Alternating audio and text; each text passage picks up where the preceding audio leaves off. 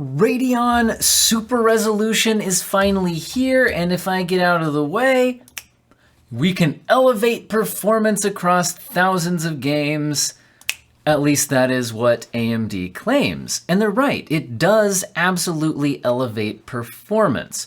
But what exactly is going on here? This is basically just FSR, but worse, except also better.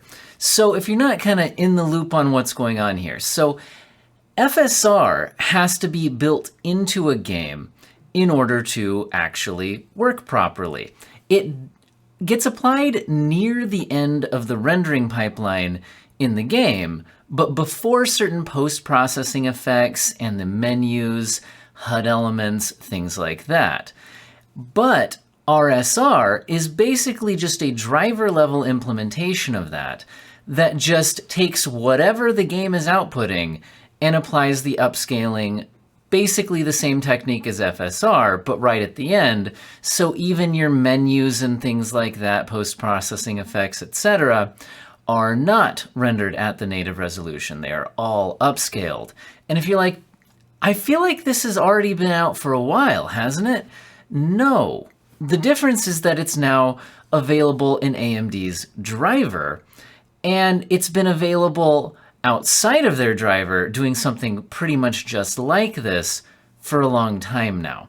You may have used apps like Magpie or lossless scaling that basically do this, although slightly differently, because AMD released their FSR tech as open source information that people could then use to develop programs like that. And then I think this has been available in like Linux Proton, although I'm not into Linux myself. And I think even the Steam Deck does this to my knowledge. So the idea of basically just applying FSR at the end of the rendering process to pretty much anything is definitely not new. But it is now finally in the AMD driver. So I would say the main thing that we gained here is convenience. But also, we lost something, which is support. Running FSR through an injector like lossless scaling or Magpie can run on pretty much any GPU.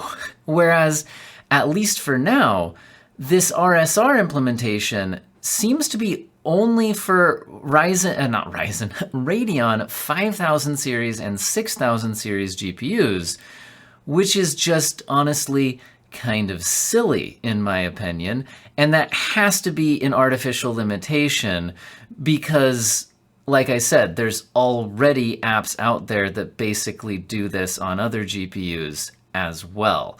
So I don't like that they're currently trying to lock that down.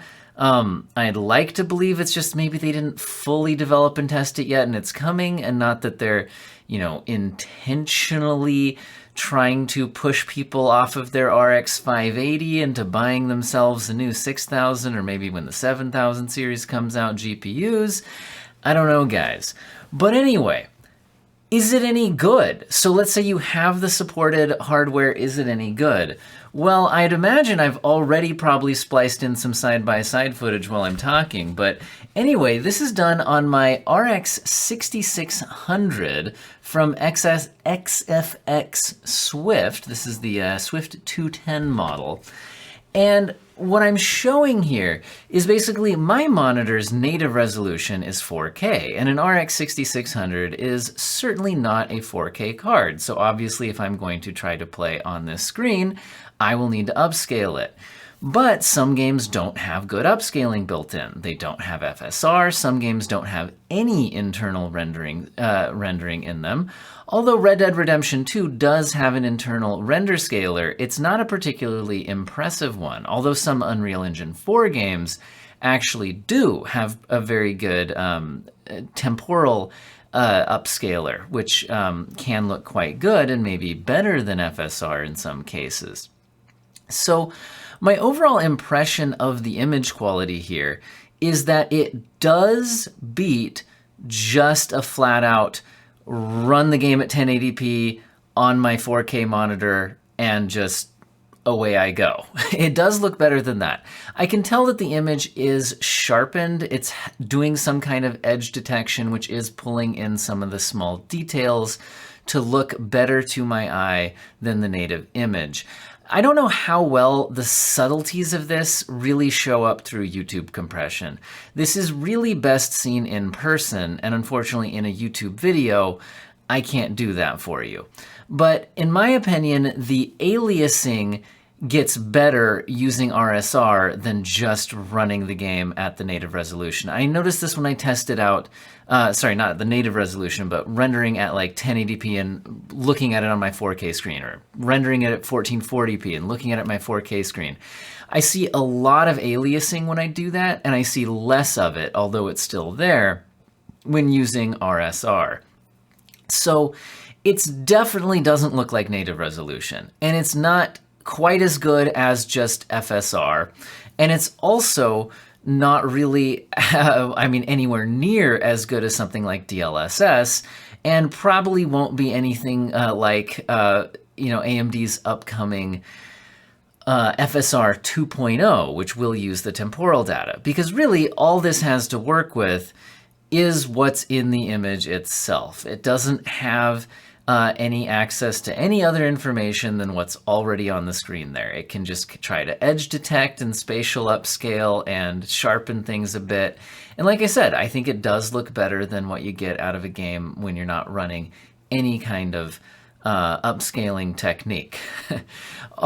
So overall, I think this is a good thing. The best thing about it is its convenience. It is very easy to use. And as like a comparison to NVIDIA's NIS, which is basically the same idea, I do find the Radeon version easier to use, and also has the advantage that you could apply it on a game-by-game basis rather than having to just apply it to everything all at once, although you certainly can do that as well. You can do that globally. And in general, I do like that about AMD's software. I do find that most of their software features are, in my opinion, a little nicer laid out and easier to work with than some of their NVIDIA counterparts. Overall, I am honestly a bit underwhelmed, mostly due to the support. I think, as I said earlier, the fact that they've locked this down to just being on the RDNA and RDNA2 architectures is very unfortunate, and I hope that they fix that in the future.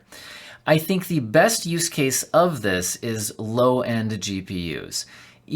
Honestly, it looks pretty bad upscaling from 720p to 1080p, but if you're on a really low-end GPU, this could maybe help you do that, which is why I would have liked to have seen it on, older GPUs. So I think some people should probably keep sticking with something like lossless scaling or Magpie in order to do that.